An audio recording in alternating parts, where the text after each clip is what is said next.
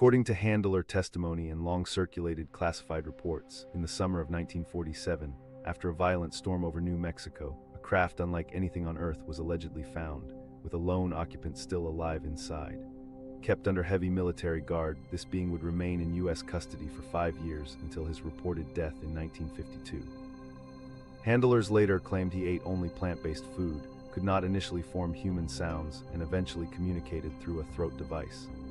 In 2025, renewed congressional hearings, NASA interest, and recent declassification make these contested accounts more relevant than ever, beginning with the night the craft first arrived. The 1947 crash that changed everything. In early July 1947, multiple residents near Corona, in the Roswell region of New Mexico, reported seeing an unusual object in the night sky during a violent thunderstorm. Accounts collected years later from ranchers and from individuals who claimed to have been on the recovery team describe wreckage spread across the desert and an injured, non-human occupant alleged to have been taken into military custody. According to these sources, the debris was unlike conventional aircraft, and the being, later dubbed EB-1 in some reports, was alive when found. Official U.S. Air Force statements, however, later attributed the incident to the remains of a Project Mogul high-altitude balloon and offered no confirmation of any entity. That explanation remains the government's position to this day.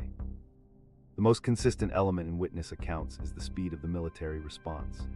By midday after the sighting, unmarked trucks and personnel bearing U.S. Army Air Force's insignia were said to have established a perimeter, removing civilians from the area and warning them against discussing what they saw. According to later testimony from then intelligence officer Major Jesse Marcel and others, the site's material was collected under guard and crated for transport the same afternoon. Air Force press releases from the Roswell Army Airfield initially claimed the recovery of a flying disc, but that message was quickly retracted and replaced with the balloon narrative within 24 hours. Variant accounts in Roswell lore claim the crash site may have extended over a broader area, with scattered debris fields and possibly more than one impact point, but these versions are disputed and not supported by the official record. What is consistent, even in the most skeptical reconstructions, is that debris was physically retrieved, moved under military authority, and stored at secure facilities. Files declassified in 2025 add a new dimension to this history. According to these documents, transportation logs from July 1947 record the secure transfer of an unregistered biological entity from the vicinity of Roswell to a restricted installation. Companion records list anomalous aeronautical debris sent to 2 separate containment sites. Material transfer notes and chain of custody signatures confirm that objects taken from the recovery location entered formal military inventory on the precise dates cited in local witness timelines. Photographs included in the 2025 releases show long wooden crates loaded onto flatbed trucks, each labeled with dimensions matching witness recollections from 1947. Handwritten annotations on an internal memo directly describe an occupant, injured, responsive, accompanying the shipment, language that contradicts the official position maintained for nearly 8 decades. While the files stop short of identifying origin, the correlation to the basic elements of the long-circulated Roswell story is evident.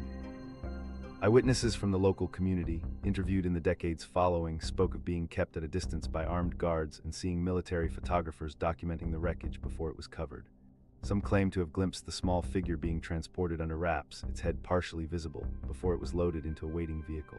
None were able to follow where it went, and military personnel declined to answer questions. The immediate enforcement of secrecy was strict. Property owners in the area have stated they were told to avoid speaking to the press and warned of prosecution under federal law if they shared what they had encountered. Those orders, paired with the Air Force's balloon explanation, effectively pushed the incident out of serious public discussion at the time. Without photographic evidence in circulation or material available for independent study, alternative versions of events were easily dismissed by those outside the region. Nonetheless, according to the now public internal memoranda, high-level classification was applied the same day as the recovery. Specific containment measures were outlined not only for the debris, but for the biological specimen, including medical isolation, controlled transport, and secure housing. This level of preparation led some researchers to suggest that procedures for such an event already existed in 1947, ready to be activated. Through the following decades, the Roswell incident persisted in popular culture largely as a contested UFO legend. Some former service members broke silence in later life, describing what they saw in terms that matched earlier rancher accounts, though always without curated physical proof. As long as the relevant files stayed sealed, the debate remained speculative. The 2025 declassifications have altered that landscape. Verified transportation documents, facility intake forms, and photographic evidence now demonstrate that something non-standard and treated as sensitive was retrieved under military authority in July 1947. While the nature and origin of that cargo remain unacknowledged in official channels, the paper trail confirms its reality as a matter of record. The presence of the occupant reference in those materials is the most striking shift from decades of denial. These revelations reframe the first phase of the story. What has for so long been told only in personal testimony now stands alongside documentary evidence of a retrieval operation, a living being in custody, and deliberate containment policies in place from the outset. The next stage in the chronology began once the transport convoy reached its secured destination, a location shielded from public view, where the military could carry out its next steps without interference. First contact under quarantine. Inside the installation, the entity was taken directly to a controlled compound within a larger secured wing. According to handler accounts, floodlights marked a narrow path to a reinforced structure, and a team in full-body protective gear was ready before transport arrived. Personnel moved in coordinated steps, suggesting rehearsed procedure, and the stretcher bearing the occupant was passed quickly along a covered walkway into an intake chamber.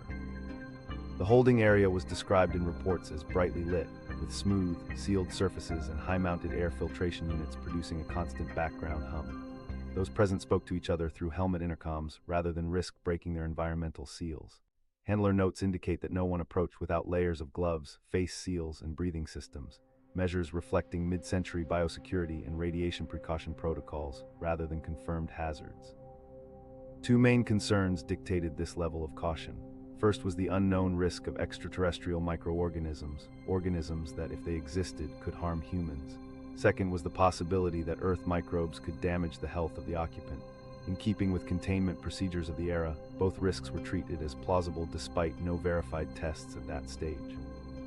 Plastic barriers separated the stretcher from work surfaces, and all tools were pre-sterilized and kept sealed until used. Waste and instruments went into sealed containers reportedly marked for incineration. Initial assessments were observational only. Teams documented general body proportions and clothing details without removing the fabric-like layer it wore. They monitored what they believed to be breathing motion in its torso and watched for changes in its eyes when light shifted. The absence of aggressive movement was noted in records. Those same records stressed these were field observations, never peer-reviewed or reproduced outside classified channels. Attempts to communicate began early. Scientists tried simple spoken English phrases paired with pointing to themselves, but received no vocal response that matched human language. The entity produced low, tonal sounds unlike known linguistic groups. Handlers tried offering basic objects, a cup of water, a small device, a lit panel. These were visually examined but left untouched. Reports discuss uncertainty over whether this indicated refusal, incomprehension, or inability. Over the first day of observation, a consistent note emerged. The occupant appeared to track movement intently, but made minimal motion of its own. Efforts to establish basic symbolic signals failed. Gestures that would have communicated intent to most humans seemed to carry no obvious meaning. Watching and stillness were the only clear behaviors recorded. Containment remained absolute. Handler testimonies described the sealed living space as having its own air feed with positive pressure to prevent outside air intrusion. Transfers for examination passed through a decontamination stop.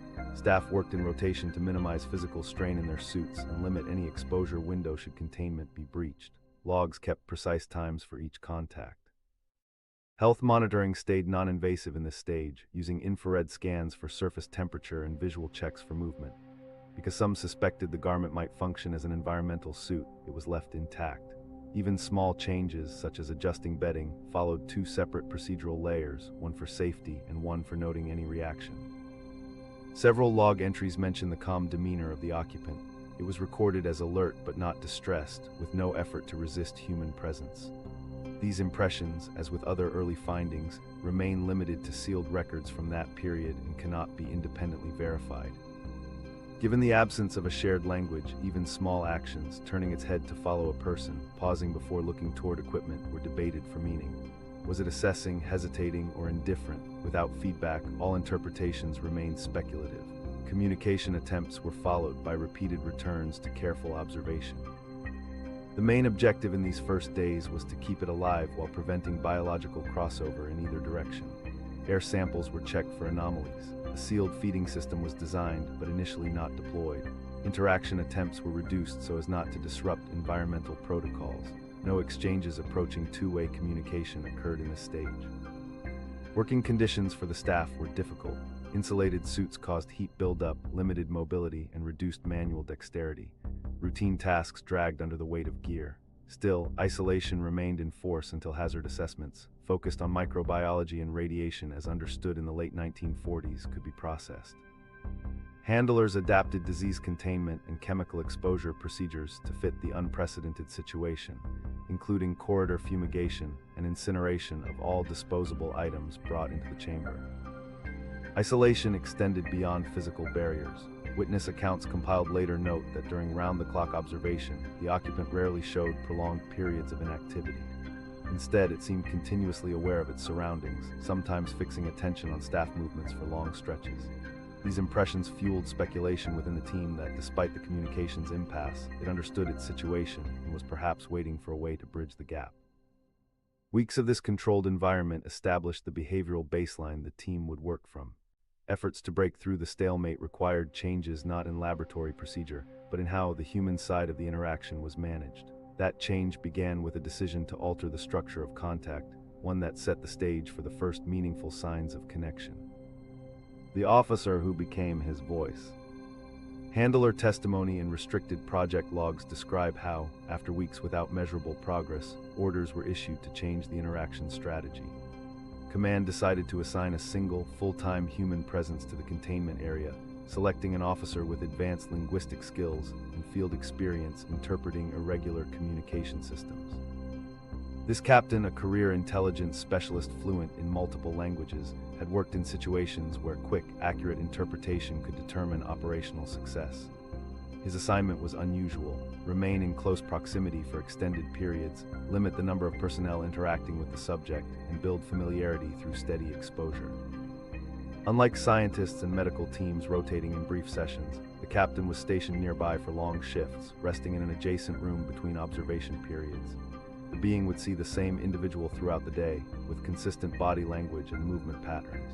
Project notes from the time suggest this continuity was intended to reduce the subject's hesitation in responding to human presence. Initially, the captain's actions inside the chamber were minimal.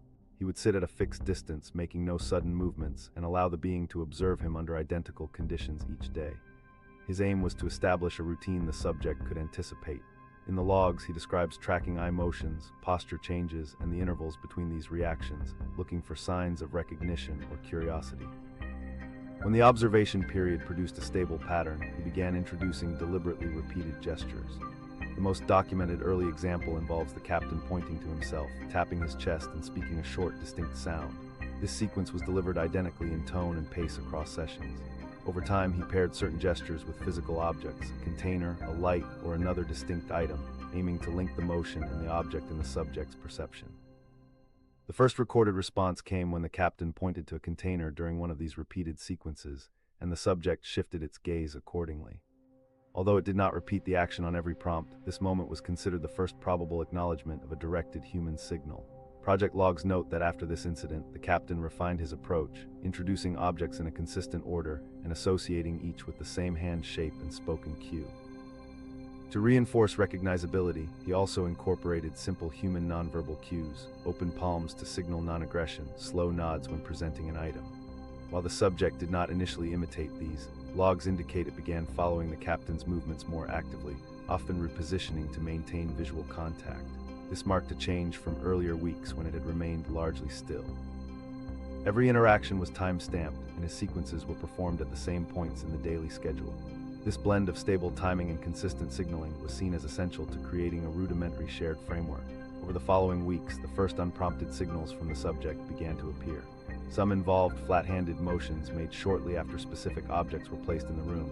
These were the earliest two-way exchanges listed in the records. From there, the captain worked to develop a very limited shared vocabulary of hand signals tied to actual items in the environment, repeating each pairing until a particular gesture produced a corresponding motion from the subject in most trials. Progress was uneven, with some prompts failing repeatedly, but over months the frequency of successful matches increased. By the end of the first year, the captain could use a small set of gestures to prompt recognition for certain objects, basic needs, and to distinguish between himself and other personnel. Handlers reviewing the logs noted that, while primitive, this marked a structured exchange, the first sustained form of communication since recovery. The captain also learned to interpret cues that were not part of the taught signals. Minute shifts in the subject's eye alignment often preceded moments of attention. Subtle posture changes suggested readiness to engage. Recognizing these cues allowed him to choose times for introducing new sequences, improving the odds of a response. During the same period, limited attempts were made to study the sounds the subject occasionally produced. Project logs indicate some tonal sequences occurred during specific events, such as the arrival of food or changes in lighting. Whether these indicated emotional states, environmental responses, or another category entirely was unclear, but the captain began mimicking select tonal patterns while performing gestures, gauging the outcome. In several cases, the subject returned a similar sound, though rarely identical. This was noted as a significant phase, demonstrating paired vocal and physical exchange. By this stage, interaction included testing the subject's ability to respond differently to two objects shown in sequence. On some occasions, it returned distinct motions, suggesting a recognition of difference and possibly an early grasp of categorizing concepts. Every such episode was logged in detail, though analysts of the era disagreed on whether these were intentional or coincidental variations. The records from these sessions, dozens of pages of gesture diagrams, timecodes, and contextual notes, remained in secure archives for decades. In recent years, modern analytical methods have been applied to existing copies. Some researchers argue that the patterns of gesture length and tone variation point to an early form of structured exchange, rather than mere single-object reference. They suggest that what mid-century analysts saw as isolated signals might, in fact, represent ordered sequences conveying broader meaning.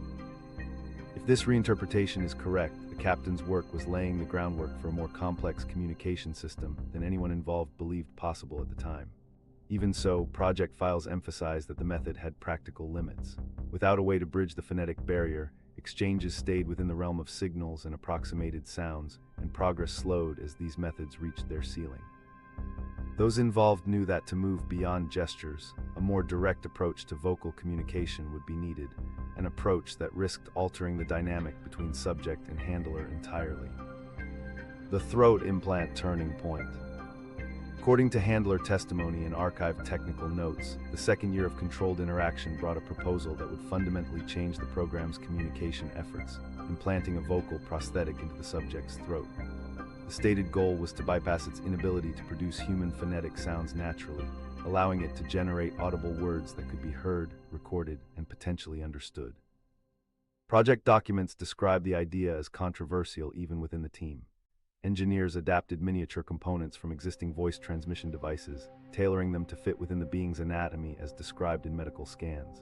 Those scans, also cited in the same archives, depicted a respiratory structure unlike a human's, with airway and circulatory functions fused into one organ system.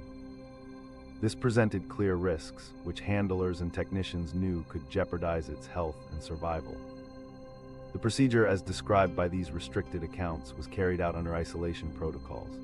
Sedation was used, and the device was positioned at the base of the throat, connected to a small external control unit that could adjust output pitch and resonance. Mainstream historians and official Air Force reports have never confirmed that this operation occurred. The claim exists solely in restricted testimony and contested ufology archives. Once healed sufficiently for trials, the captain integrated the new device into their existing gesture association exercises. Now, alongside showing an object or image, he voiced the corresponding English word and prompted the being to exhale through the implant. Early tests produced mechanical bursts with little clarity. Adjustments in airflow and modulation brought gradual improvement until some sounds began to approximate recognizable syllables. Handlers later recorded what they claimed to be the first stable, repeated output, a two-syllable form reminiscent of the captain's name. In that same session, they reported a coarse but distinguishable yes, the words filtered through a metallic timbre. These moments were documented in the project logs, though the authenticity of such phonetic interpretation remains debated outside the archive. Over time, the sessions began to expand. The captain introduced basic images, shapes, star arrangements, landscapes, and paired them with short sets of sounds from the device. One phrase allegedly transcribed from these early recordings was "not from here." It was halting and uneven in tone, yet repeated identically enough for the team to consider it deliberate. This interpretation again comes from the same restricted accounts without independent verification. As claimed in those records, vocabulary slowly widened to include limited terms for environmental features. Descriptions cited in testimony referenced two suns, always moving water, and differences in daylight duration. The captain noted in his logs an increase in the subject's willingness to initiate speech attempts, even in unprompted moments between structured sessions. Technical maintenance on the implant became a routine requirement. Handlers reported dust infiltration into the device from the facility's ventilation, necessitating careful cleaning in a sealed chamber. Despite these interruptions, it reportedly remained functional over long intervals without major fault. The improved exchange format allowed for basic question-and-answer trials. Yes or no responses were the most reliable, but in some cases short descriptors paired with a noun yielded consistent replies.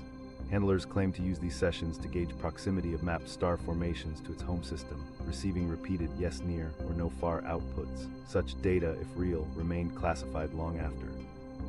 One notable episode in the files describes the subject producing a line of modulated tones not corresponding to any English word. Gestures accompanying the utterance suggested it might represent a proper name, possibly of its species or community. Linguists in the program archived the sequence as unique, noting its repetition in later sessions. The training discipline remained the captain's constant. Rather than push for rapid expansion, he focused on precision and comprehension for the small core vocabulary they were developing. Claimed operational use included simple verbs, spatial terms, and small numerical sets, permitting rudimentary statements about quantity, movement, and position. Handlers stated that all sessions were recorded on reel-to-reel tapes, each labeled by sequence and accompanied by transcripts compiled by the captain and reviewed internally. Reports from the same source state that decades later, in 2025, an audio recovery initiative undertook the digitization of whatever reels had survived storage. These accounts claim that engineers used restoration tools to reduce tape noise and pitch irregularities, salvaging faint segments of some original sessions. The degree to which those recovered clips confirm verbal content is not publicly established. According to the project accounts, the audio reveals halting mechanical words alongside pauses and inhalations, traits interpreted as signs of the learning process. Without release of the full tapes for independent analysis, such descriptions cannot be verified beyond the archive that holds them. Even with its contested origins, those involved in the program credit the implant with shifting the relationship from largely silent observation to limited spoken exchange. Where gestures once carried the entire communicative burden, they were now supplemented and, in some instances, replaced by attempted words. Every successful output was treated as an incremental expansion of what could be asked, and depending on how the answers were interpreted, what could be learned about its origins and experiences. The captain's own notes, as cited by later researchers, suggest that the subject's confidence increased as its speech attempts stabilized. Short phrases reportedly came with clearer articulation over time, and the subject sometimes revisited previous words without prompting, as though testing or reinforcing its own control of the device. Critics remain quick to point out that all of this derives from a single chain of sources: handlers, internal technicians, and linguists who worked inside a program that has never been publicly acknowledged in official histories. Without physical proof of the implant or recordings authenticated outside those circles, its existence is necessarily treated as unverified. The same caution applies to any direct content said to have been produced with it. Nevertheless, within the context of the larger set of claims, this alleged turning point marked what Project Insiders describe as the closest they came to having two-way verbal dialogue. It left a body of work, gestures, sounds, transcripts, and reported recordings that would define the remainder of the program's interaction phase. What followed, handlers say, built on this foundation and extended to subjects beyond language and location. Among those was a practical line of inquiry, less abstract than star patterns or origin terms, centered on the physical sustenance of the being itself. This next focus would lead researchers back to the contents recovered from its craft and to unusual findings about what it could and could not consume. An alien who couldn't eat meat. Handlers reported that from the outset of its time in custody, the being subsisted entirely on plant-based rations recovered from its craft, and according to those accounts, could not tolerate any form of meat. Among the supplies recovered during the initial cataloging were sealed containers stowed behind what appeared to be the control section. These were smooth, opaque, and without visible seams or fasteners. Under controlled conditions, technicians opened the first unit expecting tools or technical gear. Instead, they found compressed blocks and evenly shaped cylinders of dense, fibrous matter. Laboratory analysis of these items, as summarized in project files, found no animal proteins. Every sample was of plant origin, though the cellular structures did not match any known Earth species. Some samples were layered with alternating soft and firm sections. Others were extruded into uniform rods, which handlers speculated could have been designed for consumption without utensils. Their nutrient composition showed high levels of certain complex carbohydrates and plant oils, along with amino acids balanced for a biology different from that of humans. Handlers kept these rations as the being's sole food source for the first months. Feeding was on a fixed schedule twice each day, with portions measured and consumption monitored. The rations remained stable at room temperature, suggesting they were processed for long-term storage. According to feeding logs, the being accepted them without hesitation and with a familiarity that suggested they were its regular diet. Consumption was steady, and there were no recorded signs of distress. As the remaining supply diminished, project staff attempted to recreate the food from terrestrial ingredients. Chemists broke down the original samples for composition and rebuilt them using plant sources such as soy, legumes, certain grains, and pressed seeds, adding minerals to approximate the trace elements noted in the analysis. Where the match could not be exact, they focused on reproducing the key ratios and moisture balance. Handlers recorded that the being ate these substitutes readily, leading the team to believe they had identified the required dietary parameters. During nutritional trials, very small quantities of meat were introduced into otherwise plant-based portions, first poultry, later fish, and small cuts of red meat. Handler logs describe how the first such test ended abruptly. After ingesting a minimal amount of chicken blended into a familiar preparation, the being paused, stopped eating, and showed signs interpreted as physical discomfort. These included slower movement, altered posture, and refusal to continue feeding until the item was cleared away. Post-trial checks documented changes in respiration and chemical byproducts in its blood that, by the team's understanding, were consistent with an inability to process proteins and lipids from animal tissue. Subsequent testing indicated that its digestive system lacked the enzymes required for breaking down complex animal proteins.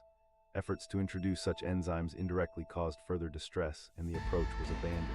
Handlers concluded, not as a proven scientific fact, but as an operational rule, that the being should receive only plant-based nutrition. Waste analysis and imaging suggested a relatively simple digestion process, dependent on rapid absorption of liquid and semi-liquid nutrients and leaving minimal solid residue. According to handler testimony, what also drew attention was its distinctive method of eating. Reports describe an unusual oral mechanism, two muscular structures functioning in coordination to extract moisture and nutrients, which project notes say was recorded on film. One was broader and anchored high in the mouth, the other narrower and more flexible. Together they appeared to compress and pierce plant material to draw out liquid, leaving behind drier, fibrous remains. This technique allowed it to process moisture-rich foods very quickly. When given certain fruits or soft vegetables from Earth, handlers noted the skin or tougher parts were left behind while the interior was consumed. Because feeding relied on moisture extraction more than mastication, food preparation teams adjusted the substitutes to suit this method. Items were softened and hydrated to maintain the right texture. Tests showed that overly dry foods reduced intake, while moisture-rich preparations were consumed fully. This finding influenced not only the daily menu, but also the hydration schedule, as the two were closely linked in its feeding process. The absence of teeth, as noted in restricted medical logs, meant ingestion was not accompanied by grinding as in human chewing. Nutrient absorption appeared to start in the mouth itself, with liquid passing over a specialized lining before swallowing. Project personnel believed this contributed to the being's relatively low food volume for its size, though such observations remained internal and were never disclosed publicly at the time. Throughout its custody, every feeding was documented: time, volume, behavioral notes, and any changes from baseline consumption. When certain ingredient substitutions resulted in reduced intake, handlers reviewed the preparation to restore the preferred moisture and oil balance. Over years of iterative adjustments, the staff produced a stable nutritional profile, high in plant oils and complex carbohydrates, containing specific polyunsaturated compounds rare in earth plants, and entirely lacking amino acids essential to humans but evidently non-essential for the being. In later decades, after portions of these dietary records became accessible, modern nutritionists reviewing the materials noted an interesting similarity to plant-based, closed-loop life support diets explored in human spaceflight research. Such systems, tested for long-term isolation environments, aim for high-moisture, high-oil plant matter that can be grown in controlled agriculture and consumed with minimal processing. This parallel, while not proving anything about the being's origins, illustrated that a plant-centric, resource-efficient diet was consistent with known possibilities in off-world survival planning. Handlers recorded that the refined diet sustained the being for the full term of its life in custody without significant nutrition-related illness. The consistency of intake, combined with careful environmental controls, allowed the team to treat food as a largely solved operational requirement after the first year. Occasional changes in behavior around mealtime were noted, but these were generally minor and attributed to variation in preparation. By the time these feeding observations were complete, the subject's care protocols, including its diet, were firmly established, providing a predictable rhythm to daily operations. This stability in its biological maintenance allowed attention to return to broader monitoring and observation tasks. In the years that followed, new developments would draw that attention outside the walls of the containment facility, as events beyond the installation were about to add a second, unexpected chapter to the recovery narrative. The 1949 second craft discovery. A later claim says that in late summer 1949, more than 2 years after the 1947 recovery near Corona, a second, almost identical craft was found near Pelona Peak in western New Mexico. This account appears in expanded Roswell-era narratives and is intertwined with other highly disputed crash stories from the time, including the widely debunked Aztec incident. Researchers who have traced its history note that details about the Pelona Peak discovery evolved over decades, absorbing elements from both verified and fabricated sources.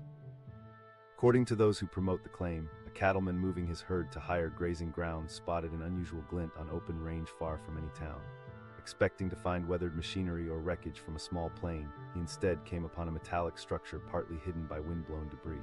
The hull had no obvious seams or rivets, its proportions matching descriptions of the 1947 object. Sections were torn open, exposing an unlit interior. From a distance, the rancher thought he saw several unmoving forms inside, still strapped into built-in seats. The story goes that local law enforcement was alerted quietly, and by the next day, military personnel arrived in unmarked vehicles. In most versions, the site was cordoned off and guarded, with access restricted to uniformed staff. Those accounts say that the incoming teams brought portable lights, covers, and equipment to begin removal before any outside attention could be drawn. Witness statements compiled years later describe wreckage being loaded onto trucks and the bodies of small, humanoid figures carried away. These same sources insist the event was handled under strict secrecy, just as with the earlier crash. Supporters of the Pelona Peak claim further assert that inspection of the bodies revealed physical proportions and clothing consistent with the lone living occupant from 1947, slender limbs, enlarged cranium, and smooth coverings worn over the torso. The arid conditions had preserved some features, but according to handler and investigator testimony, decomposition had still affected the tissue. No credible photographic or physical evidence has ever been released publicly to substantiate these descriptions, and official U.S. Air Force crash reports make no mention of biological recovery in 1949. As with similar cases, the Air Force position attributes such stories to a mix of misidentified aircraft debris, whether balloon components from Project Mogul, and embellishments over time. Accounts from within the UFO research community claim that the second craft's structural layout, its curved hull, recessed panel lines, and absence of markings, strongly resembled the first. These similarities, they argue, point to a shared origin or even a coordinated mission. Technical notes said to come from those involved in the recovery describe the material as resistant to conventional cutting tools, requiring specialized equipment to remove sections for transport. In these retellings, all fragments and interior components were cataloged, crated, and sent to secure storage facilities. Again, such specifics are based on restricted testimony and cannot be independently corroborated. One recurring detail in the lore is that shelving in the rear compartment allegedly held small containers matching the size and shape of the plant-based food storage recovered in 1947, though all were reported empty. To proponents, this link reinforced the idea that the occupants of both craft were the same species and traveled with similar provisions. Critics, however, note that such parallels could be coincidental or retroactively added to strengthen the connection between the two incidents in public memory. Unlike the 1947 crash, where even skeptics acknowledged that debris was recovered and officially reclassified, the 1949 claim has no surviving verifiable site photographs, chain of custody documents, or contemporaneous news coverage. What exists are overlapping narratives from ranchers, self-identified military witnesses, and authors in the UFO field. Some researchers attempting to track down primary sources have found that exact quotes and details shift between tellings, suggesting that later interviews may have merged or reinterpreted events recounted in other contexts. In 2025, amid wider declassifications, some archival materials long associated with the Pelona Peak story were made available to selected civilian contractors. Included were engineering sketches and fragment diagrams labeled with dates matching the claimed timeframe. Analysts used high-resolution scanning and modeling tools to produce a digital reconstruction of what the craft might have looked like intact. These reconstructions, presented in closed technical briefings, mirrored dimensions and structural curves recorded from the 1947 wreckage inventory. However, it remains unclear whether the fragments used for modeling were in fact from a 1949 recovery or simply re-examined 1947 materials. Those who have viewed the digital model state that it places seating areas, storage compartments, and control points in analogous positions to those hypothesized for the earlier craft. The same sources say stress marks on the reconstructed hull align with a low-impact ground contact rather than a violent mid-air rupture. While compelling to those inclined to believe the link, this interpretation depends on accepting the provenance of the scanned fragments, which has not been validated outside restricted channels. In balancing the narrative, Air Force archival staff maintain there is no duty log, recovery order, or inventory entry confirming any such operation at Pelona Peak in 1949. They argue that if anything was retrieved, it was most likely unrelated aerial debris folded into pre-existing local legends. The consistent absence of raw, primary documentation accessible to the public continues to make this case impossible to verify to the standard demanded by mainstream historical research. Despite its contested status, the notion of a second craft became embedded in the broader Roswell-era mythos. It circulated in UFO literature through the 1950s and 1960s, often appearing alongside entirely fabricated cases. Its endurance owes much to the appeal of two key ideas: that multiple craft may have entered the atmosphere during the same operational window, and that the loss of multiple crews could better explain the scale of the alleged recovery program. As the story persisted, it fueled speculation about connections between the surviving occupant from 1947 and any deceased counterparts from the supposed second site. Writers asked whether these individuals were part of the same crew, from the same location, and on the same mission. Such questions, though unanswerable without verified evidence, kept the claim alive in both popular and fringe discussions. In research circles, the Pelona Peak account serves as both a cautionary example and a case study. A narrative that has drawn in disparate eyewitness statements, adapted itself to fit the outline of a better-known incident, and gained strength from decades of repetition. Even for those skeptical of its core details, it remains a reference point in evaluating the growth and transformation of UFO crash lore in the American Southwest. Whether understood as an authentic event, an embellished conflation of unrelated recoveries, or a deliberate fabrication modeled on earlier claims, the alleged 1949 discovery illustrates how threads of testimony, official silence, and selective disclosure can weave into durable, if perpetually contested, stories. The persistence of this claim also had another effect. By reinforcing the idea that more than one craft and crew had reached Earth, it set the stage for renewed questions within the original program that cared for the surviving occupant. With a means to vocalize his words now in use, those directing his interactions saw an opportunity to seek explanations for the journeys said to have ended in the New Mexico desert. Revealing his home world. With the ability to form a limited range of spoken words through the implant, the being reportedly began to share, in fragments translated by his handlers, details of the place he called home. These accounts, built from a mixture of halting speech and gesture, were logged as claims, not verified data. According to those logs, he described a temperate, water-rich world where multiple large bodies of liquid were central to both survival and daily life, and where seasonal extremes were absent or minimal. Handlers recorded him referencing shorter daylight cycles than on Earth, with consistent patterns and stable temperatures that fell within a narrow range. His terms for sky and horizon, noted in translation, implied an atmosphere with light patterns unlike those known to humans, though the specifics of color and shade were recorded exactly as provided rather than interpreted scientifically. When asked about geography, he would repeatedly center his explanations on water. Drawings made during sessions placed landforms around connected bodies of liquid, suggesting a network of lakes, seas, and channels rather than vast uninterrupted ocean. Project notes describe him associating certain settlements with proximity to these waterways and assigning them social or cultural importance far beyond what might be expected in a purely functional sense. In translation, handlers noted subtle emphasis in his tone when water was linked to community activity, describing gatherings along its edges as a routine part of life. When questioned about built structures, he reportedly conveyed that his people's dwellings and shared spaces blended with the natural terrain and local vegetation, with no sharp separation between indoors and outdoors. Transitions between shelter and environment, as logged by the captain, were gradual, and there was no sense of needing to shut out the climate. If the translation was accurate, this could point to a habitat where conditions remained comfortable year-round. Notes also mention his references to open public areas connected by paths or channels along the water, where encounters between individuals occurred without formal planning. On social organization, handlers recorded that he described no fixed governing hierarchy. Decision-making shifted based on situation, with roles passed between individuals according to need. Central to many of these descriptions was a repeated gesture, touching the forearm or hand, paired with words that the captain linked to speak, tell, or share. Through repeated clarification attempts, handlers came to believe this indicated that direct physical contact was an active mode of communication for his kind. It appeared to serve not just as a greeting or emotional sign, but as part of the exchange of information itself.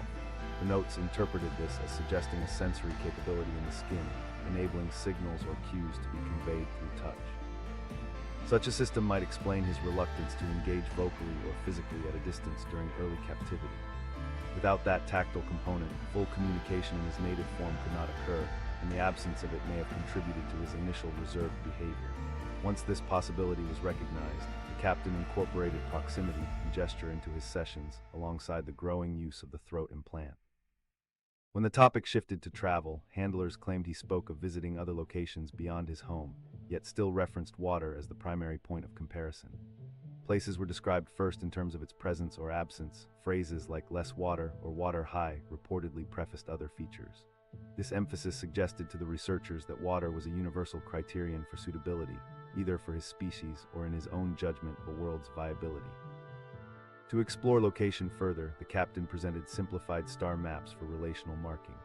According to the logs, his indications did not align with known charts in a straightforward way, but he used consistent positional references, linking his home in relation to certain bright points. Combined with his earlier notes on light quality and day length, some analysts hypothesized cautiously about a binary star system. In one entry, he referred to 3 lights always there in the night sky, interpreted by project staff as possibly meaning moons or large satellites fixed in apparent position. Other log details included vegetation adapted to shallow water and plant forms drawing moisture from damp air at specific intervals. These contributed to an internal profile of a world with steady hydrological cycles and without catastrophic droughts or floods. By the 3rd year of vocal interaction, the archive included many hours of such fragments, still incomplete but consistent enough to sketch a picture. A stable climate planet with distributed surface water, integrated human-like settlements, and a culture where touch communication complemented speech. Decades later, in 2025, researchers reviewing these records compared them to modern exoplanet survey data. Using catalogs compiled from advanced telescopes, they searched for environments that mirrored the claimed characteristics: temperate zones, long-term surface liquid water, and orbital stability. While such conditions are rare in the data set, several systems were observed to have planets with networks of lakes and seas rather than dominant oceans, and minimal seasonal variation due to low axial tilt. Astrobiologists emphasize that no direct match exists between the being's descriptions and any specific exoplanet identified to date. However, there is a noted conceptual overlap. Both his claimed home and these observed worlds are organized around abundant surface water across moderate climates. This mirrors priorities in human planetary science, where liquid water remains the key indicator for potential habitability. The parallel, while not proof of origin, is recognized as a striking alignment between his reported perspective and modern scientific criteria. Researchers point out that some aspects of his claimed world, such as touch-based information exchange as a central cultural feature, do not have analogs in current planetary data and remain unique to his testimony. Which of his claims might one day be validated through observation, and which will remain singular to his account, is still unresolved. This unanswered divide continues to shape how the material is studied. Today, the surviving logs from those sessions are approached as both anthropological and scientific artifacts, records of an alleged communication across species boundaries, colored by the limitations of translation and the recording methods of the era. They retain their value in the context of exoplanet studies, but equally in understanding how information can be exchanged between fundamentally different forms of life. The significance of these claimed environmental descriptions is that they provided one of the few sustained glimpses into the being's own reference points, how he categorized worlds, how he valued resources, and how his culture interacted with its environment. Even as other parts of his reported history remain in dispute, these fragments stand as the only continuous set of statements about a place beyond Earth from his perspective. The program's focus on these exchanges inevitably shifted over time. Once enough of this environmental portrait was recorded, analysts began turning their attention inward, not to his world, but to him. The same care that had gone into constructing a picture of his planet would now be applied to examining the structures, systems, and materials that made up the being's own body. Inside the body of EBA-1, records from the program describe an unusual set of medical observations: a single integrated cardiopulmonary organ in place of separate heart and lungs, a circulating blood-like fluid that differed from any Earth biology known at the time, and a one-piece heat-retaining suit that handlers believed was vital to his survival. These findings were drawn from mid-20th century examinations documented in handler notes and technical files, not from peer-reviewed scientific study. They remain preserved as historical claims, open to reinterpretation with modern methods. The integrated central organ was described in imaging reports as slightly offset from where a human heart would be, performing both circulation and oxygenation in one continuous action. Fine channels ran directly from it to major vessels and airway connections, eliminating any distinct pulmonary network. Handlers noted that in controlled environmental tests, changing temperature, humidity, or oxygen level, its rhythm and output showed almost no variation. They interpreted this constancy as a form of internal self-regulation that did not rely on separate breathing control systems common to terrestrial biology. In place of the complex digestive system familiar to humans, he possessed a short intake passage leading to a small chamber where both breakdown and absorption of food occurred.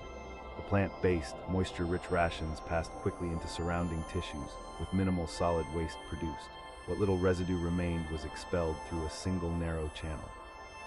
Handlers believed this rapid processing reduced metabolic load, minimized waste heat, and matched his reliance on pre-processed food rather than raw or fibrous material.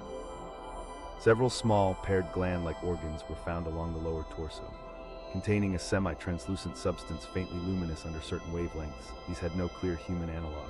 Mid-century laboratory tests could not determine their full function, though notes speculated about roles in nutrient processing or internal regulation. Handlers recorded modest changes in their size and density over time, which they thought might relate to diet or environmental variables. The form-fitting suit worn during the entirety of his detention became a focus of interest early on. It followed his contours precisely, with fine filaments linking to nodes above major blood vessels. Handler accounts describe it as maintaining constant temperature and moisture directly around his body, even under altered chamber conditions. They believed this micro-regulation was essential to keeping his respiratory and circulatory systems within their narrow tolerances. When technicians attempted longer removals, handlers saw signs they interpreted as stress, changes in posture, reduced activity, and measurable shifts in his core readings. As a result, removals were kept brief and infrequent, and the suit was regarded as part of the operational environment needed to sustain him. The circulating fluid that served his transport functions was described as pale and translucent, with a subtle iridescent quality. Program notes state that in composition it carried nutrients and dissolved gases, but its base medium was not water as in human plasma. Proteins were present in forms that the archival reports say did not match any known animal, plant, or microbial examples of the period. Technicians documented repeated attempts to analyze its structure and behavior, but no public consensus was ever reached from those efforts. They noted that the fluid's viscosity stayed stable through wide temperature ranges and was resistant to clotting in open air. Minor surface injuries closed quickly without intervention, but deeper tissue trauma was handled with extreme caution. Lacking a clear understanding of clotting mechanisms, staff often sealed such wounds with synthetic materials to prevent prolonged loss of fluid. Over time, they observed consistent coordination between his internal systems. When temperature shifted slightly, the suit compensated while the central organ adjusted its rhythm, and the paired glands altered their density within hours. Handlers interpreted this as a tightly integrated set of responses aimed at stability rather than rapid adaptation. Each subsystem appeared to support the others. The minimal digestive process reduced demands on circulation. Lower metabolic waste simplified thermal regulation for the suit. Steady oxygen distribution supported function even under chamber condition changes. Reports from the era speculate about whether these traits were the product of natural biology or purposeful engineering, without reaching any formal conclusion. The program's files indicate that after his death in 1952, preserved samples were sealed for indefinite storage. Blood-like fluid, tissue sections, and material from the paired glands all kept under cold, controlled conditions. Classified retention meant that for decades civilian researchers had no access to them, and the mid-century findings remained frozen both literally and in the historical record. By 2025, molecular sequencing and protein mapping techniques have advanced to a point where even degraded specimens can sometimes yield rebuilt genetic and biochemical profiles. According to specialists reviewing the inventory lists, if the samples remain intact at the molecular level, it might now be possible to reconstruct partial sequences of his unique proteins and model their likely functions. Such work could shed light on how one organ efficiently replaced both lungs and heart, or how his circulating fluid managed oxygen transport so effectively. Whether any such analysis will actually be undertaken remains unconfirmed. Those aware of the possibility note that it would not only present a major scientific opportunity, but also raise ethical questions. How such material should be handled, who should have access, and what the implications might be if results verified the existence of unique non-human biology in government custody. These mid-century anatomical records remain one of the fullest alleged biological profiles for a non-human being ever assembled by humans, even as their interpretations are tempered by the limitations of the era that produced them. They are a reminder that, in the program's view, almost every aspect of his life support, internal organs, circulating fluid, protective suit, was linked into a single continuous system. In the years these examinations were underway, researchers were also maintaining the only sustained line of interaction with him through the captain and the implant. That combination, growing linguistic exchange and accumulated technical familiarity, would soon lead to a different kind of opportunity. Program files note that once conditions were right, he was asked to interact with certain recovered equipment kept under the strictest restrictions since the day of the crash. What followed is among the most debated episodes in the entire archive. The communications linked to the stars. According to restricted technical logs and handler accounts, one of the more unusual artifacts recovered from the craft was a small, featureless device that, when handled by EB-1, produced narrow-band electromagnetic emissions. Technical staff had cataloged it early on, noting its smooth, light-resistant casing and lack of visible controls. For over a year after recovery, it sat inert in storage with the rest of the components kept under the tightest access restrictions. Activity began only after the linguist captain asked EB-1 about its function during a series of sessions using diagrams of the craft's interior. When shown the section where the device had been found, EB-1 gave a brief vocalization through the implant and used a hand gesture previously linked in translation to far place or distance. Over repeated exchanges, he made clear, at least according to the interaction log, that it was not for propulsion or navigation, but for speak far. On the captain's recommendation, the technical team brought the device into a secure test chamber, equipped with electromagnetic shielding to prevent interference and monitor for any signal activity. Initial trials with the engineering team had no result. Applied current, magnetic field variation, and temperature shifts failed to trigger any response. Handlers recorded that only when EB-1 was permitted to interact did any measurable emission occur. He placed his hands on the surface, vocalized for several seconds through the implant, and instruments monitoring the chamber detected a matching signal, narrow spectrum, brief in duration, and within a frequency never before recorded in their tests. After that, controlled sessions were scheduled where EB-1 repeated sequences of contact and vocal tone. The logs described distinct emission bursts with patterns that varied from session to session, suggesting that the output was not random. Technicians observed that no other operator could reproduce the effect. Whether activation required his bioelectric signature, the specific tonal range of the implant in combination with his physiology, or part of the environmental suit was unknown, but no alternate activation method worked. The technical group paired the device operation with a reception system capable of constant monitoring over the associated frequencies. Their goal was to capture both outgoing and any possible incoming signals over the following months. Each operational run was logged in detail: duration of contact, tonal sequence length, and resulting emission profile. The captain attempted to clarify the intent of each transmission, and through the implant, EB1 relied on the paired concepts of home and speak. In some instances, he added alive and here, which analysts interpreted as a form of status report rather than a request for retrieval. Monitored data shows multiple unexplained narrowband events after the program initiated regular device use. Most were attributed to terrestrial sources, but one case drew sustained classified attention. It arrived weeks after an unusually long operation session and matched the same frequency profile as the outgoing signals. It was short, targeted, and unlike other logged anomalies from local origin. Whether it came from the intended recipient was never proven, and without any successful decoding, it remained an open question in the file. Following that reception, the device was used less often. There was concern that repeated operation could damage it, and with no way to repair or replicate the technology, preservation became a priority. Handlers noted small surface changes after extended use, reinforcing the cautious schedule. The unit was kept in a controlled environment enclosure when not in operation, with responsibility assigned to a small subgroup of technical staff. During these sessions, EB1 behavior was observed to shift. After completing a sequence, he would frequently remain still, eyes fixed ahead, and respond only minimally to the captain's prompts. In follow-up, he used the word translated as wait, giving the impression he anticipated a delay between sending and receiving, plausible if the transmission distance was very large. After his death, the device was placed into long-term storage with other primary artifacts, and access narrowed further. Inspection logs indicate it was checked periodically for condition, but never operated again by confirmed record.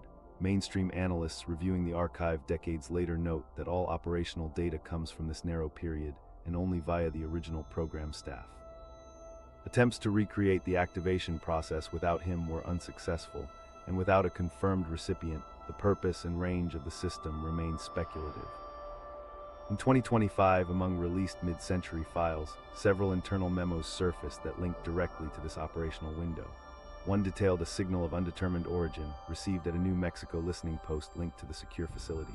The memo compared its profile to emissions recorded from the device during EB1 sessions, noting a match in frequency and envelope shape. The text stopped short of calling it a reply. Just as in the original program notes, no decoding was possible, and no direct confirmation tied the source to any known location. These transmissions are reported in the restricted archive. While there are memos confirming unexplained signals that align in time and characteristics with the device's operation, there is no public, independently verified decoding of any message. Whether what was received was meaningful, accidental, or a natural occurrence is unresolved. That uncertainty fuels one of the central questions in the case. If the anomaly was linked to the device, did it represent genuine contact, and if so, what did it say? The files preserve the signal logs and the correlation in timing, but their content remains silent on meaning. Without a translation or pattern key, nothing can be concluded beyond their existence. By the time the operational sessions had ended, the program held data suggesting that deliberate targeted emissions had been sent and might have prompted at least one measurable event in return. For the technical staff, the limits of proof were frustrating. For the handlers, especially the captain, the possibility of a connection to EB1 origin point carried a different weight. No other remaining artifact in the inventory matched its potential for direct communication beyond Earth, and with his death, that potential ended. As the unit sat sealed away, its unanswered exchanges remained part of the program's closed history, an enduring reminder of the short operational span in which sending, alive and here, into the unknown might have been more than an exercise. Whether by coincidence or genuine correspondence, the record shows that when he was able to speak far, something came back. In the months that followed, attention inside the program turned away from technological experiments and signals monitoring. Routine observation and care resumed their place at the center of activity around him. It was against that quieter backdrop that the next change emerged, one not in equipment or data, but in Eb-1 himself. The last days in 1952. By early 1952, program medical logs began recording a gradual but consistent physical decline in Eb-1. Entries noted a steady loss of weight despite no changes in diet, along with reduced muscle density and slower recovery after his normal activity inside the controlled chamber. Staff also documented a slight lengthening in the cycle of his integrated heart-lung organ. The causes of these changes were debated at the time, some attributing them to age or stress, others to uncharted aspects of his physiology, but no consensus emerged. Nutritional protocols were altered in response. The caloric content of his plant-based meals was increased, intervals between feedings shortened, and hydration slightly raised. Logs show that he accepted these adjustments, but without measurable improvement. Digestion continued to process food efficiently, suggesting the issue lay not in intake, but in how his body was using the energy. Respiratory readings showed a modest drop in oxygen saturation within his circulating fluid, even though the chamber atmosphere was stable. Test runs with oxygen-enriched air produced little change, leading medical staff to suspect the limitation was internal to the organ itself. No external intervention available to the team could alter the trend. Through the throat implant, the captain asked regularly whether there was discomfort or difficulty. Recorded responses included forms of no hurt, often paired with gestures handlers associated with acceptance or inevitability. Behavioral logs indicate that he maintained his routine interactions, recognizing the captain's arrival, following standard gesture prompts, even as signs of physical weakness became more apparent. By that summer, observers outside the chamber noted he spent longer periods motionless, seated in an upright position. Movement to and from his feeding area slowed, and his activity between sessions reduced to only what was necessary. Medical entries describe attempts to bypass digestion entirely, delivering nutrient-rich plant oil preparations directly into his system. The process was technically challenging given the structure and resilience of his vessels, and difficult to repeat. In the short term, his body tolerated the infusion, but no lasting improvement in mass, strength, or respiratory cycle was recorded. Other physical changes followed. His skin tone deepened, and the mild translucence noted in his early years in custody diminished. The paired glands in his lower torso appeared reduced in volume, and their contents no longer showed the faint light-reactive qualities documented previously. To program staff, it suggested a wider systemic decline, though no mid-century method existed to determine specific organ failure. The captain's records from this period suggest their sessions became quieter, with fewer gestures and shorter spoken responses. Where previously he might use several words to convey meaning, answers were now often a single term.